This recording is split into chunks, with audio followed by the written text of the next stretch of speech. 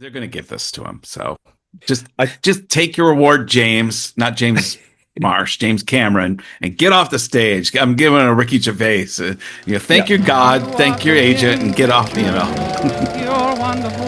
Yes, I agree. You ought to be in pictures. Oh, what a hit you would be. So, Steve, we are at that time. It is time to lock in our final Academy Award predictions Indeed. for the year of 2025 award ceremony in 2026. For a long time, it looked like certain things were all locked in, and I think to a degree, a number of categories are locked in and pretty sort of cemented and have been just like going through the motions at the various award ceremonies. But as we near the finish line, a number of key categories seem to have suddenly upended and have multiple contenders now in the running, which I think is great. I think it's great for the show. I think it's great for the momentum of the season that we are going to go into essentially now into Oscars weekend, next weekend, with real question marks over a couple of the major categories. And I think that's great. I think we should point out we're recording this on the 7th. So there is still one sort of major category, major award that hasn't happened yet, which is WGA, Writers Guild. But I think those are pretty set in stone. I think it would be a huge surprise if Sinners does not win Best Original Screenplay and One Battle After Another does not win Best Adapted Screenplay. And then if either of them were to go on and not win. So I suppose you could say I'm starting by sticking my neck out, but I honestly don't think that there's going to be any surprises there. I think they are going to win their assigned Oscar WGA category and then go on to win those screenplay categories at the Oscars. So we don't even have to address those categories. We've already taken two. So. In our introduction, you've already taken care of two categories. This is the new and improved economical deep dive movie reviews. That's it. It's skimming the surface movie reviews. Yeah. So what I'm going to do, just to sort of lead the conversation in a fairly sort of organized fashion, is I'm just following the nominations list on the official Oscars website. So I'm starting at the bottom of that list, and writing, adapted, and original are at the bottom of that list. So and then I'm going to just work my way back up the list and throw to you for your thoughts. Before moving on to the next one. Okay, similarly, the next category is visual effects. The nominees are Avatar, F1, Jurassic World, The Lost Bus, and Sinners. I feel pretty safe in my prediction that Avatar, Fire and Ash is going to complete the hat trick for that franchise by winning again in this category, as it has done on two previous occasions. Yeah, I have not seen that movie, and it was intentional. I refuse to give any more money to the James Cameron Avatar franchise. Having said that, I know it's visually stunning. My 14-year-old, 15-year-old son is telling me I have to go see it. He loved it, but I'm going to give it a pass. But I agree with you. They're going to give this to him. So just take your award, James, not James Marsh, James Cameron, and get off the stage. I'm giving it a Ricky Gervais. Thank your God, thank your agent, and get off. I agree. I hope he is done with Avatar now, quite frankly. I don't mind if he stays on as an executive producer, as a story supervisor or whatever, the way George Lucas sort of did with Empire Strikes Back and Return of the Jedi, something like that. But just let go so that you can move on to do something different and breathe a little bit of maybe new life and energy into the franchise if it is going to continue. I don't care if it continues. Since the first one, I don't really care about Avatar at all, but I do care about James Cameron, and I would like to see him apply his skill set elsewhere. I mean, he's made some great films. Yep, go ahead. Oh, for sure. Yeah. Okay, next category is sound. So the nominees are F1, Frankenstein, One Battle After Another, Sinners, and Sirat. Now, this is a good crop of nominees, to be honest. I've seen all of these films, and the sound design in all of them, even Frankenstein, is really good. However, I believe people feel that this one is going to go to F1. Just the roar of the engine, the cheers of the crowd, and everything. I rewatched that movie the other day, actually, because my father-in-law came round, and because it was Chinese New Year. He likes a good blockbuster, and he hadn't seen it, so we stuck it on, and it's an incredibly slick, polished slice of entertainment.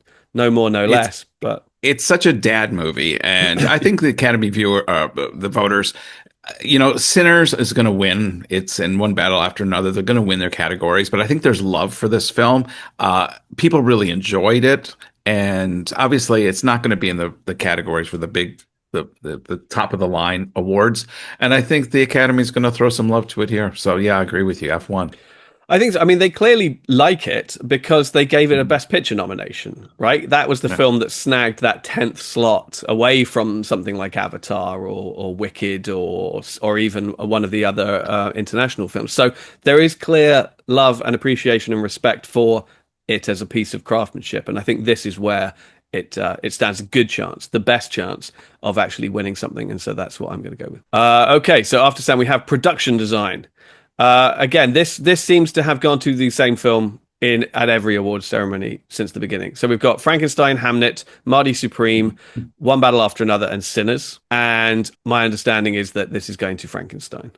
It's one of the categories where Del Toro's vision is going to win it. Yeah, I mean, I think neither you or I were impressed with this movie as much as other people were impressed with this film. But I agree with you, not unlike what I said about James Cameron and Avatar. Visually, it is stunning, and Guillermo del Toro always brings his own unique auteur visuality, And so, yes, I think without a doubt. I won't say without a doubt. I think it's highly likely that Well, okay, all right. Frankenstein Well, will take this one. if it doesn't go to Frankenstein, who do you think is going to give it a run for its money in that category? You've got Hamlet. Sinners. I would do. Yeah, Sinners. I mean, that's Yeah, a smart bet. I'd give it to Sinners because it's just after Frankenstein, you're looking at something that just is the whole picture visually, production design wise. I think Sinners just draws on so many different elements with its music and its visuals, and I would, in fact, to be honest, I would prefer Sinners to get this. That would be, I think we used to, when we did this, who will win and who should win. Who will win will be Frankenstein. Who should win is Sinners. Okay, all right. Well, now it's starting to get a little bit more tricky because I do, as much as we are on the record as not really liking Frankenstein, I did kind of like the production design. That said, I think Guillermo del Toro doesn't show enough range in his production design. He has a very clear aesthetic and whatever. So I thought that the production design of Marty Supreme is great. But and also Sinners. So what should win? I don't mind. Honestly, I don't mind Frankenstein winning this. I'm okay with it. I'm okay. I mean, I shouldn't say when I said should win and will win. Frankenstein was.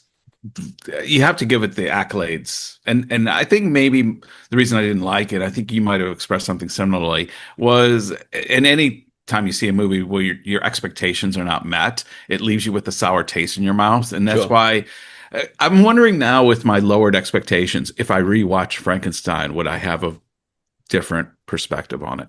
I mean, I did rewatch it because I was lucky enough that I did see it on the big screen. I saw it at Busan because I always make the effort because they show a lot of these like Netflix movies as they're coming through the awards season, and so I do make the effort wherever possible. So I saw House of Dynamite and I saw Jay Kelly and I saw Frankenstein all on the big screen at Busan, and but even then, just the adaptation itself, it seems weird to say it with a Guillermo del Toro movie, but the lack of imagination with the adaptation itself really sort of let me down. I mean, yes, it looked great. The production design, the makeup, the costumes, all of that was great. But in terms of an adaptation of a movie, of a story he clearly loves and has been plundering his entire career, it left me wanting. Okay, original song. Okay, so we have Diane Warren again. I think it's like her 16th nomination or something crazy like that. She is, I think, holds one of the records for the most number of nominations and never winning. But she has another nomination for a song that she did for her own movie. There is a documentary called Diane Warren Relentless, and I think it was clearly engineered for this to be the time, but it hasn't been happening. You have Golden from K-pop Demon Hunters, I Lied to You from Sinners, Sweet Dreams of Joy from Viva Verdi, a film I I'm not familiar with, and Train Dreams from Train Dreams, a song by Nick Cave and Bryce Desner. The I Lied to You song from Sinners is a huge integral part of the movie, Mhm. and is a very strong contender. But it does seem like that kid-friendly K-pop earworm, Golden from K-pop Demon Hunters, has just been winning this everywhere. And I do, and I'm going to put my hands up. I do catch myself humming it from time to time. It's not a song I ever actively listen to, and I don't really have the radio on. I'm not really sort of exposed to it firsthand, much at all, and yet I still just find myself walking down the street sometimes, just going, and I'm like, damn it, what? Why? How is that song in my head? Yeah. It's very strange, and so I think it's just that year, and it's just one of those Yeah. songs. Saturday Night Live did a wonderful skit when Bad Bunny was the guest host, and it does the whole thing where he's this K-pop Demon Hunters fan trying to get everyone to appreciate K-pop Demon Hunters. It's really funny. I agree. I think this is probably one of the surest categories. Mm. Although, as soon as you mentioned Nick Cave and Train Dreams, I have a love for Nick Cave. So obviously, I wouldn't mind seeing that as well. But I think it's going to go to the Demon Hunters. I think so. I think so. Which brings us on to the original score. We have Begonia, Frankenstein, Hamnet, One Battle After Another, and Sinners. Featuring some great composers: Ludwig Göransson, Johnny Greenwood, Max Richter, Alexander Desplat, and the only one I'm unfamiliar with is Jurgen Fendrix, who did Mhm. the Begonia soundtrack. Many of these, if not all of them, I don't know if Max Richter has won. But Göransson has definitely won. Desplat has definitely won. I think maybe even Johnny Greenwood. He's certainly been nominated in the past for his work with P.T. Anderson. I think. Mhm. Well, how about you go first? So, who do you think is going to win original score? Well, it's funny, Alexander Desplat. I went to see the Hong Kong Philharmonic a few months ago when they did the music of Alexander Desplat, and he was supposed to lead it, but at the last minute he pulled out and he sent his wife, and he insisted his wife. I think there was some politics involved there, which I will not speak of, but but it was a wonderful evening, and the man is well known for a lot of very familiar scores. But I think this is going to be a Sinners win. I mean, Sinners music is at the very heart of that film. Exactly. I think a lot of Academy voters are going to be thinking that as well. They like the music. It's interesting. My daughter's boyfriend just arrived about 6 o'clock this morning from an intercontinental trans flight and said, "Oh, Steve, I watched this film, Sinners. Have you seen Sinners?" Huh. And I said, "Oh, yeah, of course." And we chat about it. He goes, "I cannot get the music out of my head." And so that this is the impact that movie has when it comes to music. A little anecdote there just to back up my choice For for sure. Sinners being, you know, And I think yeah, you hit the nail on the head when you say that the movie is about music so much. The music is yeah. ingrained in the themes of the story to such a degree that I think it would be a real missed opportunity, regardless of how good some of the other scores are. And I do like the Yeah. One Battle After Another score. It's a bit discordant at times, as Johnny Greenwood can Oh be. yeah, yeah. And actually, the Frankenstein score is not bad. That's one thing I like to put Mm. on soundtracks when I'm working, when I'm writing, Right. and that's one that I often just pick on Spotify and put on because it's good background music. So, Yeah, yeah. Well, there's but no yes, bad soundtrack here because the reason they're here is they're all pretty good. But exactly. I think we said it before. It's like from this year's nominees, what is evident immediately is there are like half a dozen just incredibly strong movies this year, which are yeah, just yeah. featuring again and again in every category. And it's just how are we going to divvy up the spoils, really? And I think that will become increasingly apparent as we get towards the sharp end of these nominations. Right, moving on, makeup and hairstyling. Do I even need to read out the nominees? We have Frankenstein, we have Kokuo, Sinners, Smashing Machine, and The Ugly Stepsister. Some actually really cool nominees here. The Ugly Yeah. Stepsister is this great European sort of horror comedy period movie, Mhm. reinterpretation of Cinderella from the point of view of the ugly stepsisters, and it's great, and it's such a small Oh, movie. yeah.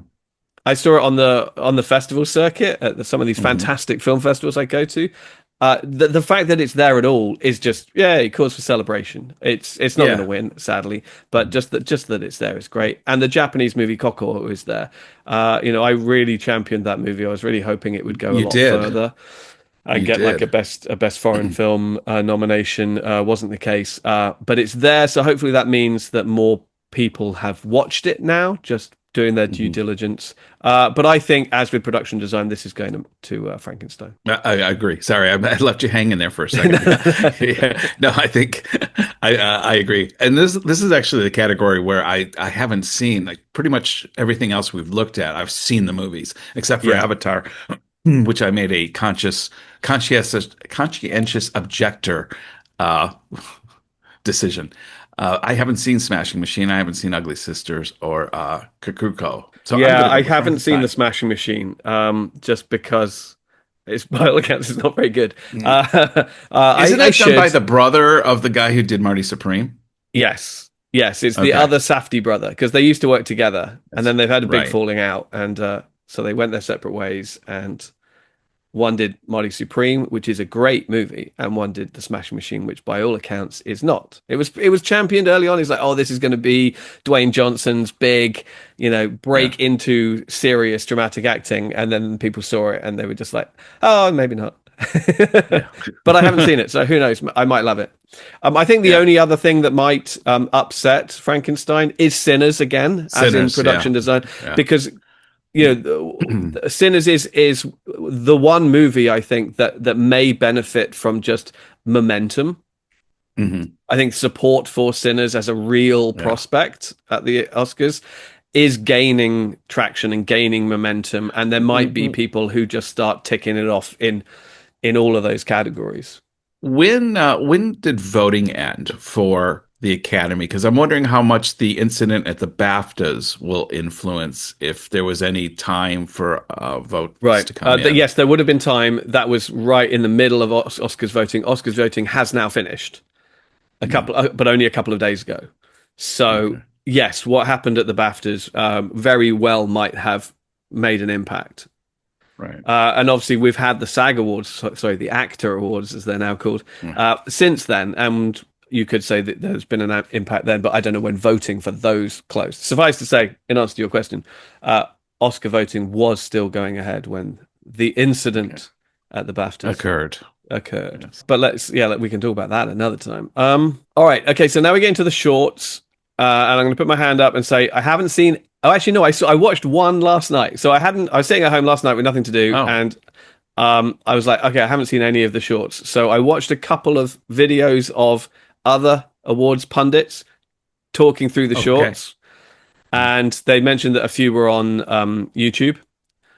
And I found Hmm. one on YouTube, and I started watching one, and I was like, "This is boring." And so I started watching another one, and it was just a fun British parody period. It was called Jane Austen's period drama, Oh, and it's basically about what would happen in that period of England. It's what Georgian, yeah. Edwardian Edward. England. Um, if a woman got her period while being courted by a nice a fine gentleman, because they wouldn't have understood, and it runs with that idea, and it's kind of fun. It's silly. It's a little comedy short, but it's quite fun. So, but that's the only one of any of the 15 shorts that I've seen. So I will just say that the common thinking is that in live action short film, the sort of sci-fi movie, two people exchanging saliva stands a good Hmm. chance because it's Yeah. it's just a really good idea. It has potential apparently to be developed into a feature film. It's a dystopian society where kissing is outlawed is the Oh, premise, and I know I saw it's on YouTube, but it is okay. also like 35 minutes long. So last night I just didn't feel like watching a 35-minute short film, but I will try and watch it this weekend. It Are by all these on accounts Letterbox? If you watch them, do they go on Letter? Are they they should be. They should all be listed on yeah. Letterboxd. Okay. Yes, yes. But obviously, it's always a bit of a crapshoot with these short films. But two people exchanging saliva, by all accounts, people seem to like that one. So, I'll defer to you on that one. okay, cool. Yeah, having not seen it, yeah, Yeah. yeah, yeah. Best international feature film. Okay, now we're getting into some exciting territory. We have The Secret Agent. It was just an accident. Sentimental Value, Sirat, and The Voice of Hind Rajab. Over to you. Ooh. Well, I've seen Sentimental Value, and I love that film. I also really liked The Secret Agent. I had a copy of Sirat, but it did not play on my region of DVD player. Oh, So I good. haven't seen Sirat. And so just with what I've watched, and I think the conventional wisdom would indicate sentimental value because Stellan Skarsgård is obviously nominated for Best Supporting Actor. And I mean, it just has a little more visibility, although the secret agent seems to be getting a lot of love in some quarters. So, my guess is if there was going to be an upset, it would be the secret agent taking it from sentimental value. Yes. I mean, sentimental value, for me, it does seem to be between those two, sentimental value and the secret agent. I mean, it was just an accident. Felt like it was going to be an early contender, not least because it won the Palme d'Or at Cannes. Hmm. And Jafar Panahi is such a sort of important filmmaker, and it's an Iranian film at this moment. The Oscars Yeah. do often like to give a little support. I wonder whether the war began too late, or just there is so much love for sentimental value. I mean, it got 9 Oscar nominations, and for an Yeah. international movie, that's nuts. Including picture. I think it's in director as well. It's as you're right in saying Stellan Skarsgård's nominated, as is Renata Rensiv for Best Actress and 2 of the Yeah. supporting actresses. I think it's nominated in Best Editing as well. All of Yeah. these categories that normally help signpost, a Best Picture candidate. Yeah. And there is a lot of love for The Secret Agent as well. Not least its Best Actor nomination Yeah. for Wagner Moura. And as much as I liked, it was just an accident. I got to say, I really, really enjoyed that Mm, film. And given the politics of the moment, an Iranian film with a film that was smuggled out of Iran, mhm. um, who knows where that goes? So yeah, it does seem to be between Secret Agent and Sentimental Value. I mean, both of those films were in my top 10 of the year. I really loved them. I saw Secret Agent first, and I was like, "Oh, this is fantastic!" And I was kind of putting off watching Sentimental Value. And then when I saw that, I was like, "Oh, this is great too." It's not going to crack like my top three, but I put it just ahead of Secret Agent because but they're so tied in my head. They're so connected. I think Yeah. seriously though, just because it's in so many categories, that there is so much love Yeah. and respect for it. Um, they will want to give it something, and so Mhm. I think this is the award that Sentimental Value is going to win. So I'm going to Yeah. go with Yeah. it. But I love Secret Yeah. Agent so much. Yeah. Same. I feel the same way. And the trifecta here for me is it was just an accident because I really love that film too. Like you said, it's just a lot of great love. There's some strong films here. I wish I'd saw Sirat, but Yeah, uh, yeah. I mean, I think Syrah is kind of like an outside contender. Um, mhm. it's the kind of thing that if it could do anything, it's a bit like, I mean, narratively, it's absolutely nothing like it, but it's a bit like Zone of Interest a couple of years ago, Yeah. where it was a strong international film contender, but it also had incredible sound, and it ended Mhm. up winning both. Yeah. Yeah. Sirat's a bit like that. It's got incredible Yeah. sound, and it's this kind of crazy movie, but it's, I think, a little bit of too much of a crazy subject matter for some people. Whereas there are more conventionally respectable movies like Sentimental Value and The Secret Agent that people feel, or even Right. and even It Was Just an Accident, that are more message movies. Whereas Yeah. Sirat's just Yeah. more of a kind of like a bit of a sort of crazy story, Yeah. as good as it is. But we must move on. Yep. So film editing. And film editing is always seen as the great precursor to Best Picture, Hmm. in as much as very, very, very few movies have ever won Best Picture without having a nomination for editing, which makes this category very Hmm. interesting in terms of how it might impact the Best Picture category. Because the 5 nominees for editing, in reverse order, are Sinners, Sentimental Value, One Battle After Another, Marty Supreme, and F1 of all things. So there Yeah. are some people going a bit like how F1 could win sound. They're kind of thinking, oh, well, F1 could also maybe win in editing. It's an incredibly sort of slickly Hmm. edited movie. But I think this is going to come down to either One Battle or Sinners. And I Hmm. think there's a couple of these, and I'm kind of guessing a little bit now, but there's a couple of these sort of major technical categories where I think they might split the love a little bit. I mean, and I'm talking about editing and cinematography. both films do incredibly well, I think. Mhm. And I think what they're going to do is with editing, I think it's going to go to one battle after another. Mm. I think just particularly if you think of that, I know you, okay, this is going to be difficult because I know you didn't like it. Remember that whole opening sequence of One Battle After Another, where they tell a Yeah. lot of story without really any exposition, just in one big long montage, basically for about Yeah. sort of Yeah. half an hour. And then you think about the ending where you've got that chase going up and over That, the hills. It's that still so leaves me thrilled. That chase right. scene, yes. I feel that those two sections in particular speak to incredibly well. What's the phrase? Sort of choreographed, I suppose, editing Yeah. Yeah. or Yeah. corralled editing. Yeah. You know, they Yeah. really get a lot together. And so I'm going to give One Battle After Another the edge over Sinners in this category. No, I agree. I think the editing in this movie is spectacular. I mean, it's a long film that feels like it's only 45 minutes long because it's just so well paced. So I'm engaged with this film from beginning to end. Like you said, that opening sequence, at first I didn't like it, but having seen the whole movie and putting it in its proper context, I have much more of an appreciation for it now. But as like you said, that end scene with the chase and the roads and going up and down and I've watched this movie like three times now, Nice. and I keep looking forward to getting to that chase scene at the end. So, Oh, sure. it's I'm already kind of I think foreshadowing my eventual love of where we're going with this. So yeah, I'm going to give it to One Battle After Another. Okay, excellent. All right, we're into one of the other shorts now. Documentary short film. Have not seen any of these.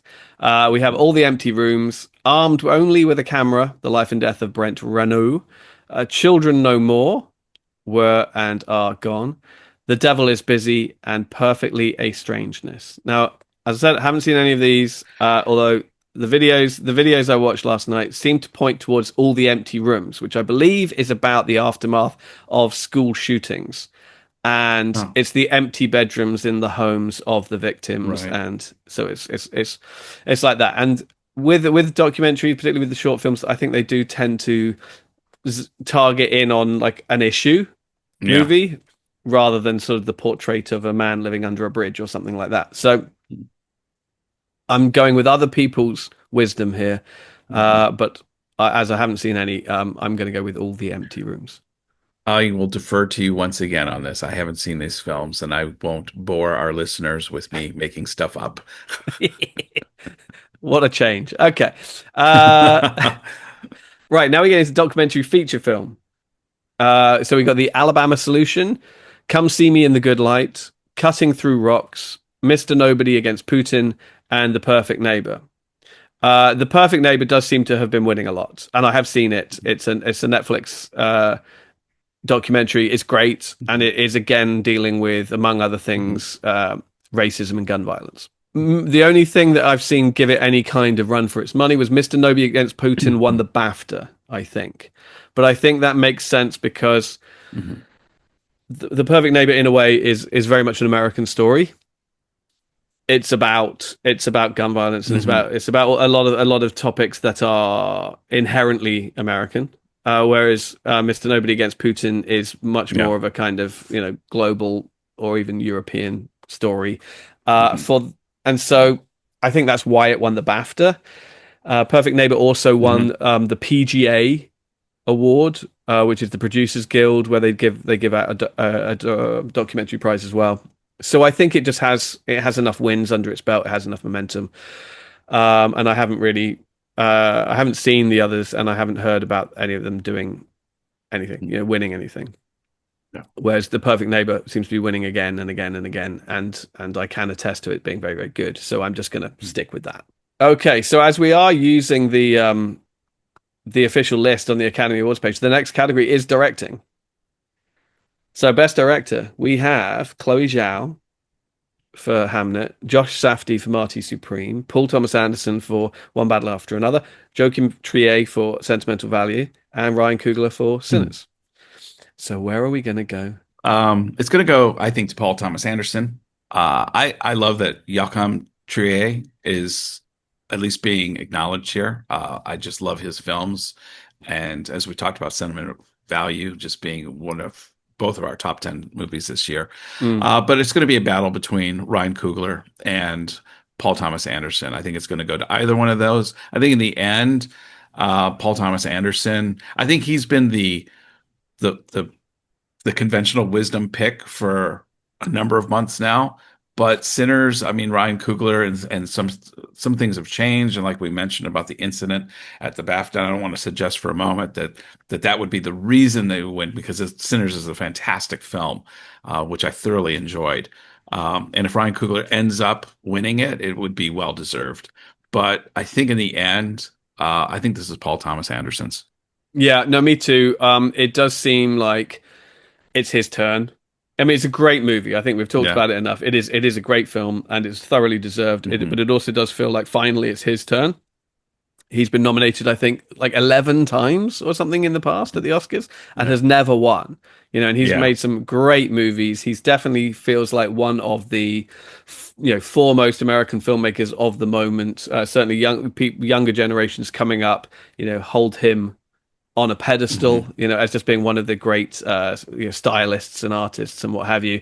Yeah, so I think there's just too much momentum behind him in this category to even dethrone him. I think if anybody were to do it, it would be Ryan Coogler. Yeah. Um, but I think, yeah, I think people have just like, well, only one person can win it, and it's just Paul Thomas Anderson's turn, and I'm And I very think happy with that. of Paul Thomas Anderson's film. This is one of the most accessible to a wider audience can appreciate it. I mean, things like Licorice Pizza and Phantom Thread Mm, were strong movies, but they were very niche, film appreciators type film. Whereas mm, One Battle After Another just has this big scale epic feel that I think a broader audience base can rally around. So I think a combination of it being his turn along with a film that I think people can get behind easier is going to is the way it's going to go. Yeah, no, and I think also the film touches on very relevant discourse, albeit Yeah, in a yeah. kind of fictionalized environment. It does talk about sort of ICE and immigration and things like that, and obviously race relations and all the rest of it. Albeit with wrapped up in this kind of almost Lebowski-esque kind of comedy caper action movie. It's so many different things simultaneously. I think to be able to pull that off and it Mhm. not feel like a total car crash of a movie Yeah, um, is more power to PTA, to be honest. yeah. But I did want to just sort of point out, it's if after years of talk about a lack of diversity and inclusion in the Oscars and in categories, particularly best in director category, if you look at these five nominees, it's incredibly diverse, but it also feels incredibly sort of unforced. There's an Hmm. incredible sort of natural just diversity to these five nominees. You've got Paul Thomas Anderson, but you've also got Ryan Coogler, African Hmm. American man. You've got Chloe Zhao, not only a female director, but she is Asian as well. Hmm. And then you've got Joachim Trier, who's he's Norwegian and he's making movies not in the English language. And then you've got PTA and you've got Josh Safdie as well. So Hmm. it seems to have sort of ticked the boxes without feeling like tokenism for anybody in there. And Yeah. I think that is where it should be. I think it really Hmm. feels like, oh, okay, this is what people were looking for, I Hmm. think, going forward. And if it sort of stays like this, I am very happy. It just shows a naturally diverse broad taste, I think, more than Hmm. anything else. And I think that Yeah. that's to be complimented. Agreed. Okay, costume design. We have an interesting inclusion. I think I mentioned it when the nominees were announced. Avatar: Fire and Ash is nominated for best costume design. Frankenstein, Hamnet, Marty Supreme, and Sinners. I think yes. Ruth Carter, her work on Sinners. She's worked with Coogler before. I think she won best costume design for Black Panther, if I remember rightly, and she may Hmm. have also won beyond that. Um, but I would again suggest that this is one that Frankenstein is going to win. But I think similarly, it's if anything is going to contest it, it will be Sinners, as is the case with makeup and as the case with production design. But I think Frankenstein stands to walk away with 3 Oscars, and this is the third one, I think. What you know what's interesting is we keep seeing Marty Supreme in these Yeah, different categories, but we're not talking about it at all. right. And so it's interesting how this film, although it seems to be really highly regarded, is not one that people are talking about when it comes to. I mean, it's and we'll get to it in a little bit, Yeah. but even in these categories, there's just other films that are stronger in these categories. Yeah, no, it is interesting. I mean, and I think Hamnet is the other one. I mean, I Hmm. personally don't like Hamnet, but that I understand that I it's a minority opinion. People do like Hmm. Hamnet, and it is popping up in a lot of categories. But as with Marty Supreme, no one's really giving it serious consideration in any of those categories, just Yeah. because there are these 2 or 3 incredibly dominant movies that are showing up again and again and again and again in every category, and are just gonna, I think, clean up between them. Then we come to, so we were agreed on Frankenstein with Yes. Sinners as a possible spoiler if it's going to be the runaway winner that it might be. I mean, after all, it's got 16 nominations, so who knows? Mhm. Okay, cinematography. We have Frankenstein. Stop me when this sounds familiar. We have Frankenstein, Marty Supreme, One Battle After Another, Sinners, and then a surprise inclusion of Train Dreams Mhm. by Adolfo Veloso. And I think the one takeaway you can say from Train Dreams is it does look great. The cinematography is gorgeous. Yeah, yeah. It's such a wonderful film. That was the other film I mentioned earlier. My daughter's boyfriend came and visited, and that was the other film that he watched was Train Dreams. And he Okay, said, great. that was just an outstanding film. I said, yeah, I said, it's getting recognized at the Oscars, but I don't think it's going to win much of anything at all, which is a shame because it's a wonderful feel good film. Well, it doesn't always feel good, but Yeah, but it's life affirming by the it's a end. celebration of life. It Yes. is. It is. And I think were it to win anything, this might be the thing that it Mm. might win. However, as is the case in so many of these other categories, there are a couple of other movies that are just proving to be more dominant and are going to benefit from momentum. And I think, again, this is going to be a battle between One Battle After Another and Sinners, both of which I walked out saying they looked incredible. They were Yeah. gorgeous. The cinematography in both is fabulous. Um, I think, however, it does seem to be leaning towards Sinners winning this one, Okay. actually. I mean, again, I think it's going to be very, very difficult to split Hmm. hairs at the end of the day. I mean, a lot was made of the fact that One Battle After Another was shot on film in 60 millimeter or 70 millimeter Vista Vision, much like The Brutalist was last year, Hmm. and that won. Largely probably because of its sort of old school, large format photography. So I don't know, but I think this Yeah. might be where one of the categories where Sinners benefits from its momentum Mhm. and actually runs away with it. So in this instant, I'm actually there's nothing in it, and it doesn't mean I don't like the others because I do. I'm going to actually go with Sinners on this one. I'll split the difference with you. Alrighty. I'll take one All battle right. after Yeah. another. Or otherwise, we're in danger of just agreeing on everything. Yeah, yeah. All right. This could be the difference at the end of the night. Now we get to the new category, the first Oscar for casting.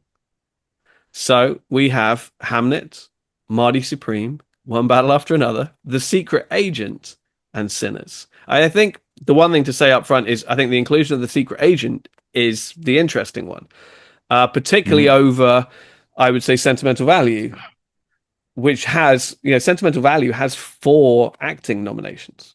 And so if you were going to include um, one foreign language film in your casting nominations, it would make sense that it would be the one with all the acting nominations, but Yeah. it's gone to Secret Eight. So where do you think this goes? Uh, I'm gonna go again. I just think one battle after another is going to win out a lot here, and this is the first one. They may want to give the first one to Sinners. Oh, interesting. I'm Hmm. going to take Sinners on this one. I'm Okay. going to take Sinners on this one. Go ahead. What are your thoughts? Yeah, I mean, it should be pointed out. Hamnet has one acting nomination for Jesse Buckley. Marty Mhm. Supreme has one nomination for Timothy Chalamet. One Battle After Another has four, or is it even? It's four, right? Mhm. It has la la la la. Yeah, it has Benicio del Toro and Sean Penn, as well as Leonardo DiCaprio and Tiana Taylor. Oh, that's a thought. Yeah. Yeah. I see where you're going. Secret Agent has one for Wagner Moura, and Sinners Mm. also has three. It has Michael B. Jordan. It has Delroy Lindo. It has Wunmi Masako. So I think we could maybe cross out Hamnet, Marty Supreme, and Secret Agent just because they've only got Yeah. one. So Mm. there doesn't feel to be the recognition for Represent. of the ensemble. Right. You know, yeah. Right. I think the omission here is sentimental value if you're looking at the other acting nominees. So again, but I think we're coming at it from a different point of view. But again, it falls to One Battle After Another or Sinners, and I think that the one signifier here is that Sinners won the Best Ensemble award at the SAG Awards, that now called the Hmm. Actor Awards, which is the Actors Guild, it's the Actors Hmm. Union, and it's kind of their version of a Best Picture award because they only Yeah. award acting.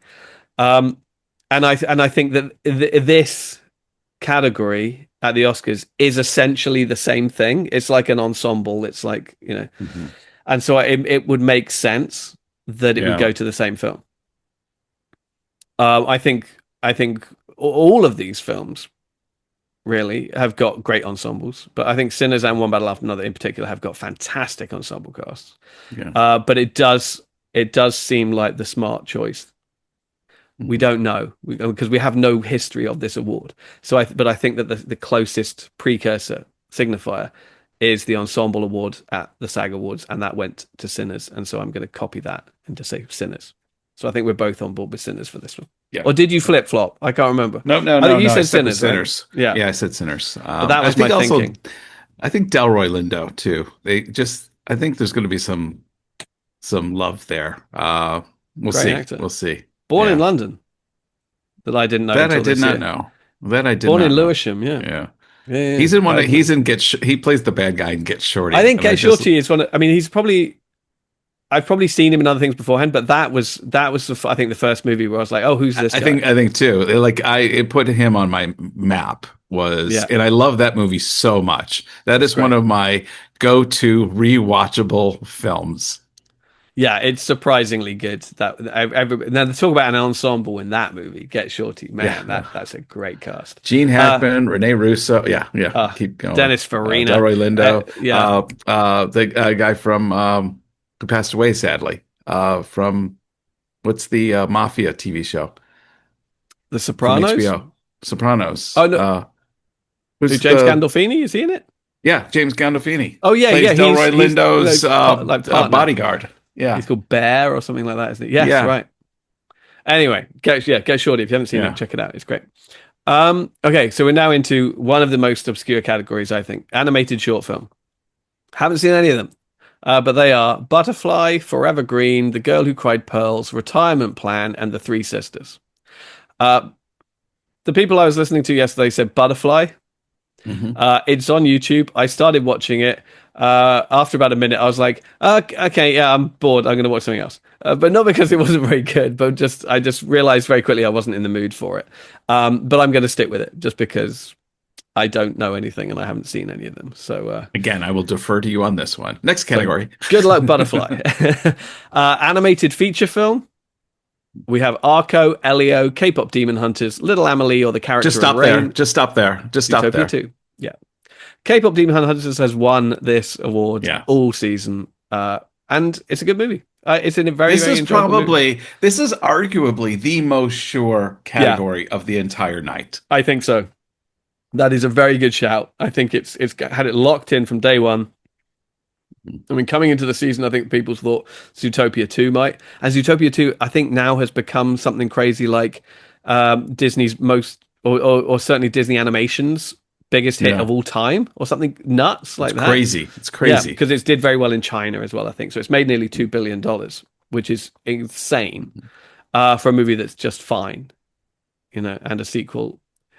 But anyway, yeah, K-pop Demon Hunters, and I'm quite happy with that. I think it's going to be a fun celebration.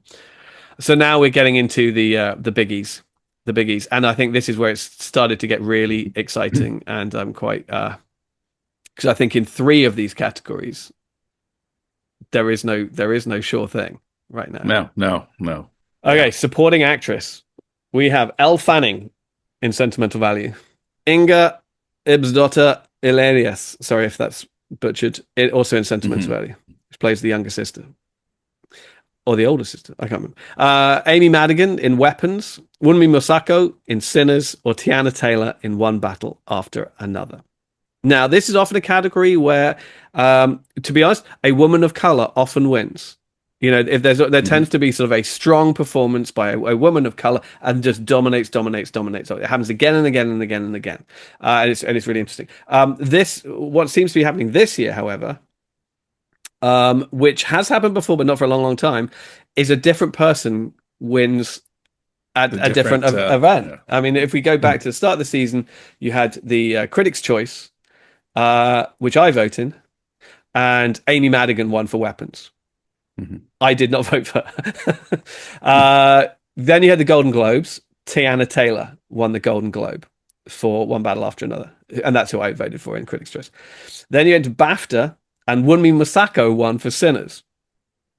So you got three actresses all winning one of the major precursors, and then you came to SAG. So I'm going to keep calling them the SAG Awards, and Amy Madigan won. So you have four precursors, and Amy Madigan has won two of them now. Does that matter? I think Tiana Taylor very well could win this. In fact, that would be my bet. I would like to see Amy Madigan win. She's been around so long. She's never won. She does an amazing job in Weapons. I mean, it is creepy, kooky, weird. That's not to take away from anybody else's performance, but there's a part of me that always tries to put myself in the mind of the Academy voter. And that's not to just say that Tiana Taylor might not just walk away with this, but I think it's going to be Amy Madigan. I think in the end of the day, she's going to just slip by a nose past the winner, the finish line. Yeah. I mean, I thought Tiana Taylor was absolutely fantastic. As I said, I voted for her in the one of these awards that I do get to vote in. And I think her performance is so pivotal and integral to the movie. Yeah. She comes in and she's a force of nature in that first half an hour. She destroys everybody's life, basically, and then disappears and never comes back. And I think one of the things that works to the film's credit so well is I don't think you ever see her again, even in like a flashback or anything like that. No. It's just the shadow of her memory and the ghost of her character just looms over the rest of the movie. Yeah. And I think that is so difficult to pull off. And I think she does such an incredible job of it that I voted for her immediately. And I would, but she's not getting the momentum that I thought would happen. Because as I said, you often do see one actress get this award early on and then run with it, and it is often a woman of color. And I was like, okay, well, she's also fitting all of those scenarios, and so I was like, okay, great. And then when she started winning, I was like, okay, but it does seem like, particularly when she won the SAG award, that there's more love for Amy Madigan, and it's as simple as that. I mean, she is a veteran. She's been around forever. She's worked with everybody in Hollywood. She's been in movies since. I mean, I remember from like Field of Dreams and stuff in the 80s, right? Yeah. So she's getting on a bit now, and even though it's this deranged, crazy, psychotic witch character from a horror movie, I think it's gonna take her over the line. I really do, and I hate to switch like this because I voted for Tiana Taylor and Amy Madigan won, and now I'm changing and I'm gonna go I'm gonna go. So, but I blow with just admit you blow with the wind. It's your. I do. I'm fickle and I'm easily swayed. And I think the Hmm. sentimental value girls are going to cancel each other out. Hmm. I think they're going to split their own vote, which is a shame. And just Wumi Masaku, she's going to benefit from that casting award. It'll be interesting to see how that is then credited to the individuals in it, because I Yeah. think at the SAG Awards, you as an individual, you get credited as a winner. You can say Hmm. going forward, I've won a SAG Award. It was for best ensemble in this. Hmm. So I wonder how the Oscars are going to work. If Sinners wins that award in the future, Hmm. other people in Sinners can they all say that they've won an Oscar? I'm not sure how that's going to work. Um, so yeah, I am. I'm going to switch lanes and I'm going to go with Amy Madigan as just who I think will win. It's where All the smart right. money is at this stage, I think. Okay, actress in a leading role. I mean, you can have your K-pop demon hunters. I think this is the surest bet of the night. Hmm. We've got Jessie Buckley in Hamnet, Rose Byrne in If I Had Legs, I Would Kick You, Kate Hudson in Song Sung Blue, Renata Renciv in Sentimental Value, and Emma Stone in Begonia. I don't think Jessie Buckley has missed an award all season. No, no, this is, and I really enjoyed some of those other performances you mentioned. Emma Stone and Begonia, Renee Renciv, is it, am I pronouncing that Renata right? Renciv, yeah, I think. Renata Renciv, loved her from Worst Person in the World, and she just carries it on into Sentimental Value. There's something about her on the screen that's just fun to watch. Sure. But I think, as you said, I think it's Jessie Buckley just seems to be where, as you've mentioned before, the other previous award shows, there's kind of shotgunning who gets that. This seems pretty consistent, so it seems like I'd be, you know, despite I'm not the biggest Hamnet fan, Mm. I think she's going to walk away with the gold in this one. Yeah, same. I mean, I'm not a huge Hamnet fan, but I do love her. She's out in cinemas this week in the Bride, which is crazy and not a great movie. It's a big hot mess. But she's great in it. Her and Christian Bale are both having an absolute blast in it, but it could not be more further removed. Uh, and this is great. I think this is going to really sort of make her career, and she's now going to be a proper Mhm. a proper A-lister. She has been emerging as a legitimate dramatic talent for quite some time, but I think this is going to really tip her into the big leagues, and it's great. Good luck, well done for her. And Mhm. yeah, if she doesn't win, it's going to be the biggest upset of the night Mhm. because she's won absolutely everything. Okay, actor in a supporting role. Okay, we got Benicio del Toro in One Battle After Another, Jacob Elordi in Frankenstein, Delroy Lindo in Sinners, Sean Penn in One Battle After Another, and Stellan Skarsgård in Sentimental Value. So again, this has gone all over the place all season.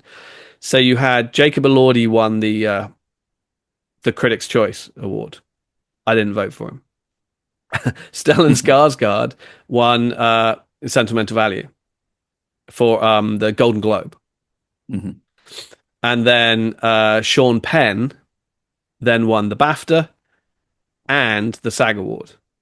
Mhm. Benicio del Toro was picking up some sort of critics groups and things like that, Mhm. and he was getting a little sort of little love around the fringes, which I thought was interesting because I remember I stepped out of One Battle After Another, and I was like, "Well, fuck, Sean Penn's winning an Oscar."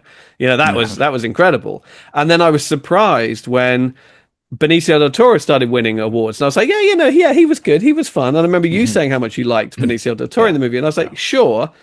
But come on, I mean that Sean Penn performance is on another level. It's insane. And then not only did he not start winning, but the people that were winning were kind of all over the place. I understand the love for Stellan Skarsgård. I really do, and I quickly realized, oh, it might be his year. Mhm. He's a veteran. He's been around. He was a big star in Sweden even before he came to Hollywood. I think the first thing I saw him in Hollywood was Good Will Hunting, probably, Mhm.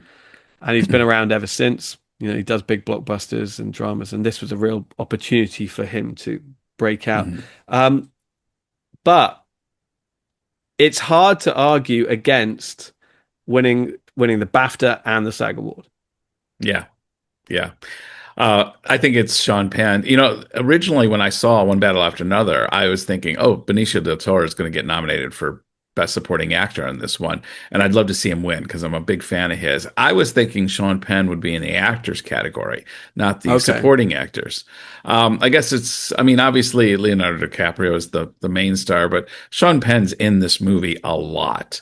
And he's such a central role. He has such a central role in this. But I mean, that argument goes way back, whether something is supporting or, you know. Sure. In the end, I think Benicio del Toro is not going to win this. It's going to be Sean Penn. He's never won it before. I mean, the only thing working against Sean Penn, he's never been big on the awards. He kind of keeps it at arm's length. He really Well, doesn't do the he wasn't at the interviews. BAFTAs or the SAG Yeah, Awards. he doesn't do this stuff. But I think because he's developed that reputation, nobody even holds that against him. That's just Sean Penn, you know? And he is so incredible in this film. And have we wanted a guy more to die twice in a film than That's a very good point. Very good point. Wow, yes. Yeah. I mean, he's never won this before. He's won Best Actor twice. oh for Mystic with River and Milk. and I forgot about Mystic River. Yeah. I forgot about Mystic River. What a Because I great remember film. his speech. Depressing as hell. Because he's been nominated before and he would never go. And then the year of Mystic River, I remember he went to the Oscars and he won and he beat Bill Murray for Lost in Translation. Was the people's favorite, if you like. And I remember in his speech he made some allusion to his partner helping him to enjoy this part of his job that he didn't really like or whatever, something like that. And then again when he won for Milk, I think there was a lot of love for Mickey Rourke in The Wrestler that year. Mm-hmm. Yes. And Yeah. and then he just kind of came out and won, and he was just like, oh yeah, thanks.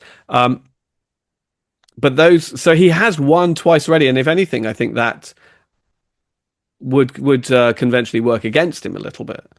But I think he's just so bloody good in the movie. And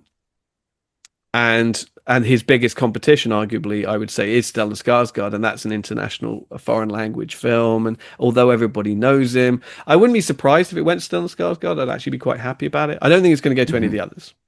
Yeah. But I think at this stage, the smart money has to go to the late surge for Sean Penn. I hope he goes, because I don't like it when they're not there.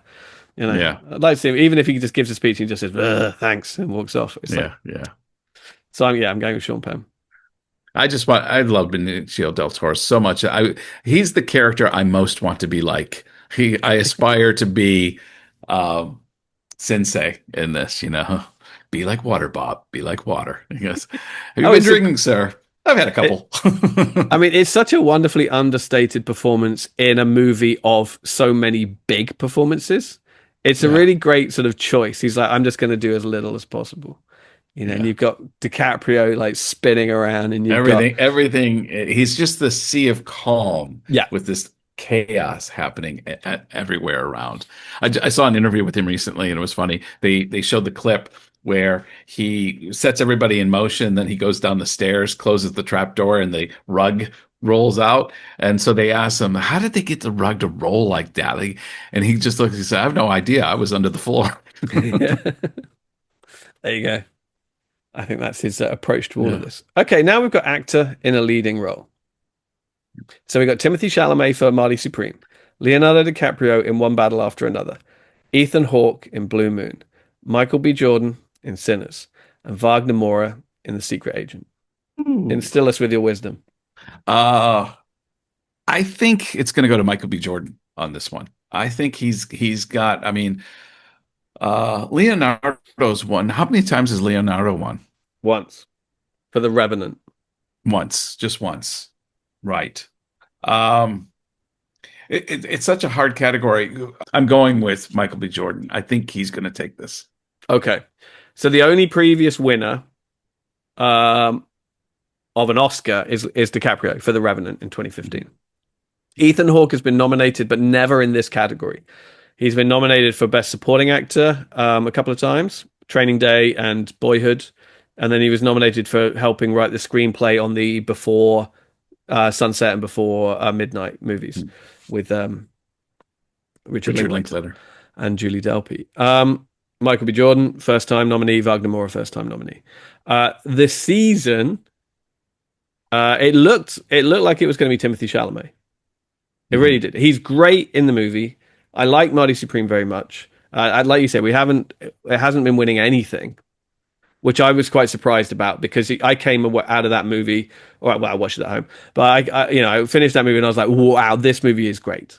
This could really do things. Mhm. It was even competing in my head. Do I like this movie as much as I like my favorite movie?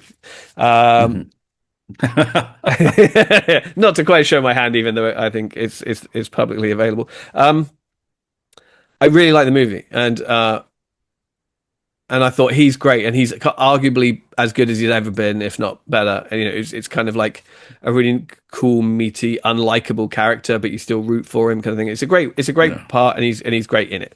And then he won the Critics' Choice Award. And again, I didn't vote for him. I didn't vote for any of the people that won the Critics' Choice. I voted for Wagner Moura just because, Mhm. even though I thought Timothy Chalamet was great. When it came to actually putting pen to paper, I couldn't bring myself to vote for Timothy Chalamet. I was just Mhm. like, he's too young and he's a bit irritating, and I was just like, I like it. I think he's a good actor, but I just couldn't do it. And it seems like other voters in other awards Mhm. are having a similar feeling, because Yeah. I voted for Wagner Moura. Wagner Moura didn't win. Timothy Chalamet won. So he was looking really good. He was looking hot in the at that point. He'd won the Critics' Choice. He'd won the Golden Globe. Then at BAFTA, he didn't win. He was expected to win. He didn't win. It went to a British actor for I Swear, the Tourette's movie, and that was a big surprise. But BAFTA has been known to do that in the past. That they'll favour the local project. Mhm. Yeah. Yeah. Yeah, they'll favour. I remember when Jamie Bell beat Russell Crowe when Russell Crowe was out there Mhm. for Gladiator. Jamie Bell in Billy Elliot beat him. Mhm. And that was a huge surprise. But then obviously Russell Crowe still went on to win the Oscar and what have you. And it's Mhm. happened again. And quite often a British film will win Best Film Mhm. at the BAFTAs as well. So he didn't win, but people were kind of like, okay, all right, but yeah, we see why he didn't win. But then at the SAG Awards, he didn't win again, and Michael B. Jordan won for Sinners, and suddenly people start being like, oh, okay, so at the two big sort of acting precursor awards, BAFTA and SAG, they're not going with Timothy Chalamet. I mean, it might be Mhm. by one vote every time, but they're not going with Chalamet, and that is telling. Mhm. That is telling.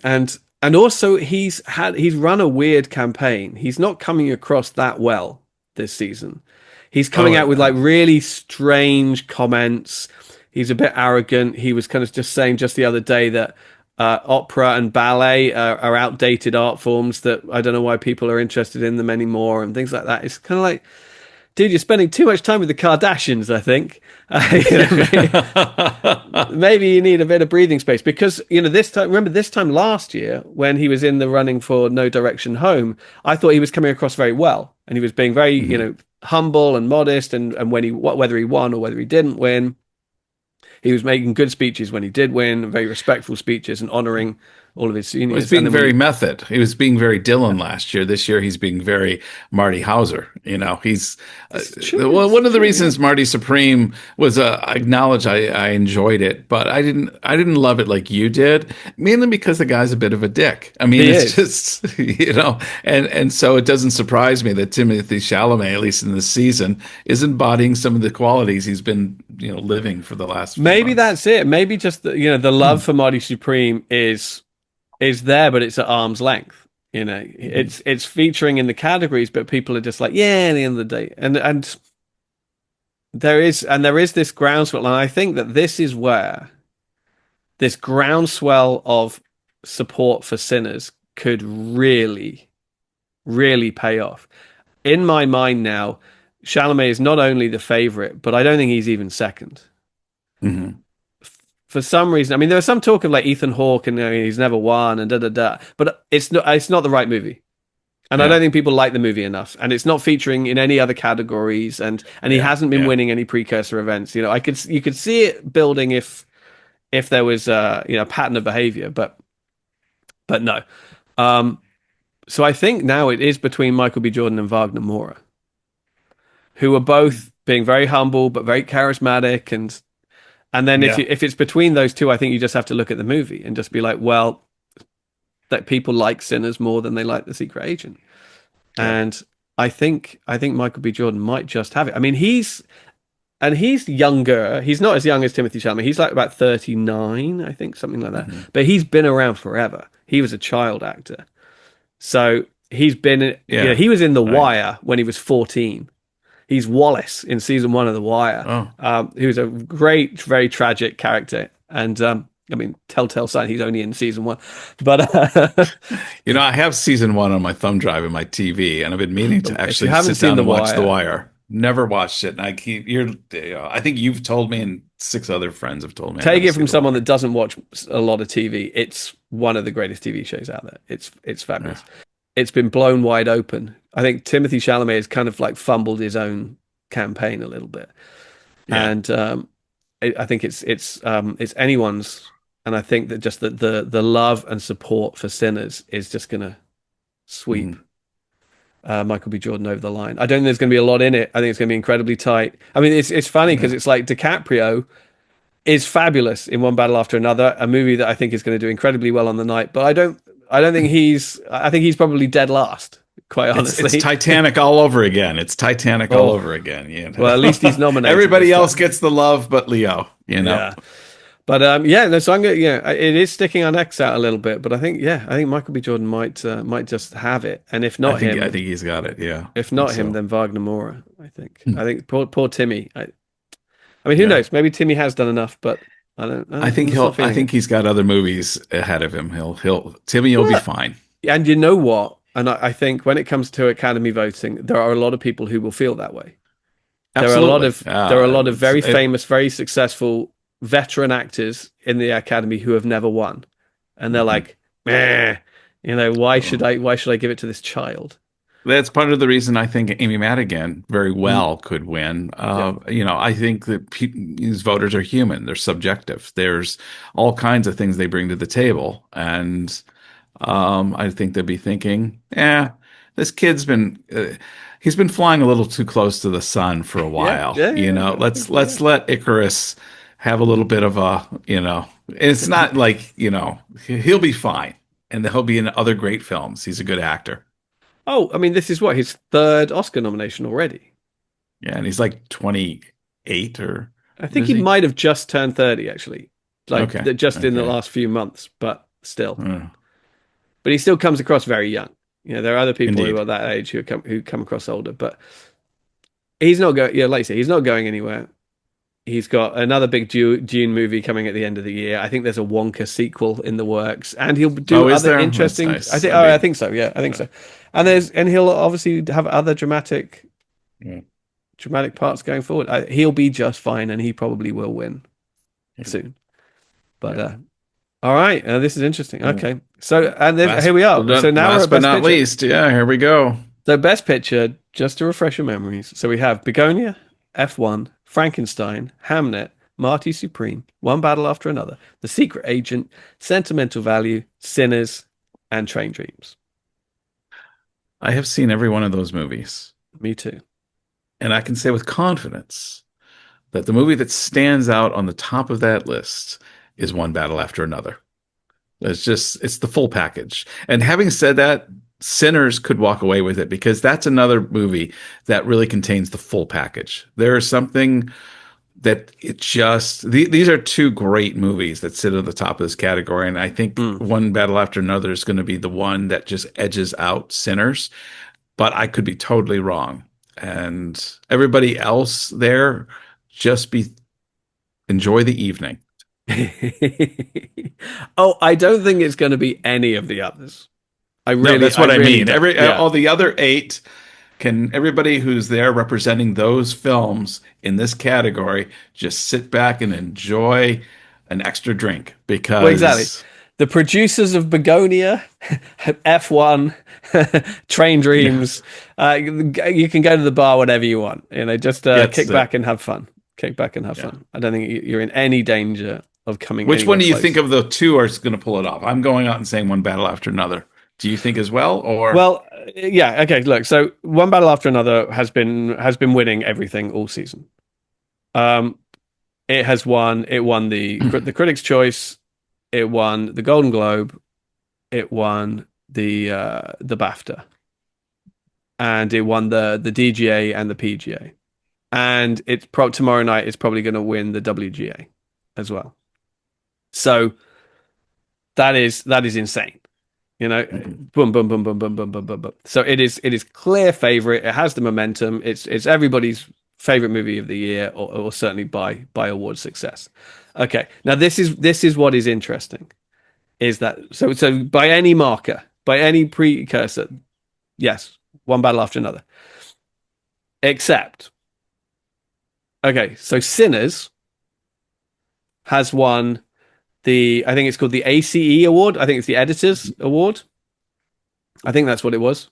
Um, it won the SAG Ensemble Award, and it's almost certainly going to win the WGA tomorrow for original screenplay. And I was watching a podcast yesterday, watching a show on YouTube yesterday, and they pointed out that no film in the history of the Oscars has ever won those three awards, ACE, WGA, and SAG Ensemble, and then not won Best Picture. Oh, interesting. What I think that shows is just how split or just how Mhm. good both of these movies are and Yeah. how much love there is for both of these movies. I still think One Battle After Another is going to win. It's my favorite movie Mhm. of the year.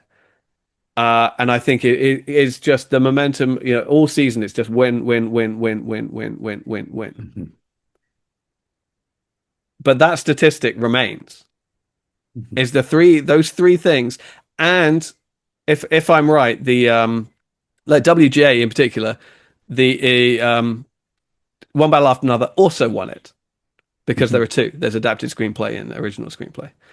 Uh, so the only real big one that it didn't win was the SAG Ensemble, Right. and I think that is going to definitely convert into a best casting win at the Oscars. Mhm. But I just thought that was a really interesting statistic that Yeah. no film has ever won those three awards and not won Best Picture. Interesting. But One Battle After Another has just won the Best Film award at kind of Mhm. everything. And so Mhm. I have to stick with it, and I'm going to stick with it, and not least because I love that movie more. I'll be honest, I love it more than I love Sinners. I love Sinners Yeah. too, but I love One Battle After Another more. Agreed. Yeah. Same. So Same. I'm gonna stick with it. It just seems an insane. I mean, I can imagine the audience on the night if Sinners wins Best Picture. It will Mhm. be insane, and I'll be incredibly happy for them. It'll be a great moment, Absolutely. Yeah. but a little bit of me will be like, one battle Mhm. was robbed, Yeah. or it lost its final Yeah. battle. Yeah. Well, I guess that ends it. Well, I James, guess that's that's what James it. and that is our 2026 Oscar predictions. What say you? Where did we get it wrong? And what do you think where's that final award going at the end of the evening? Is it going to go to Sinners? Is it going to go to One Battle After Another? Or is F1 going to surprise us with a upset and take home the gold?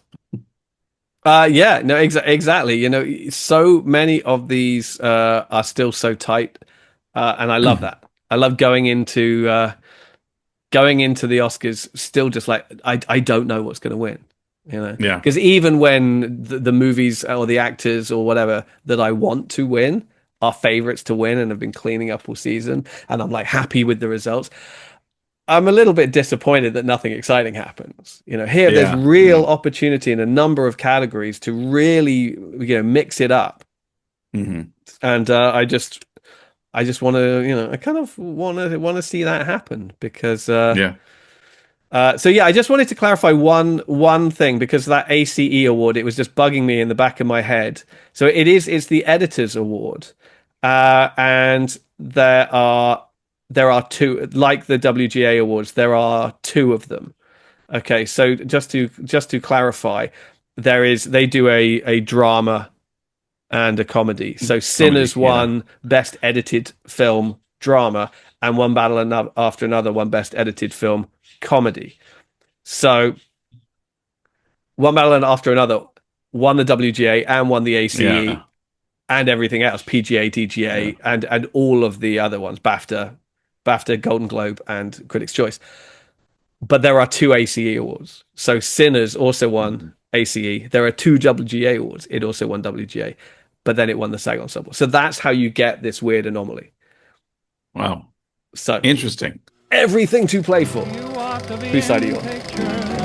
You're Until wonderful next to episode, see. bye bye. You ought to be in pictures. Oh, what a hit you would be. Your voice